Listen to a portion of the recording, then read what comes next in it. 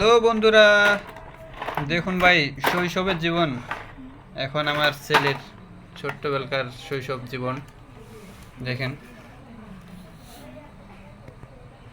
বাবা হাই বলে দাও তো,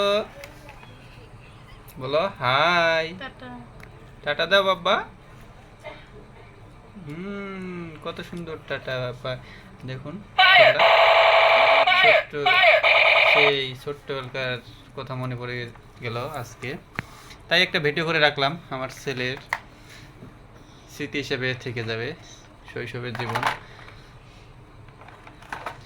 হয়তো এখন আমার মনে পড়ে যায় সেই জীবনগুলো আর ফিরে আসবে না, তাই একটা স্মৃতি হিসাবে রেখে দিলাম। বাবা বাবা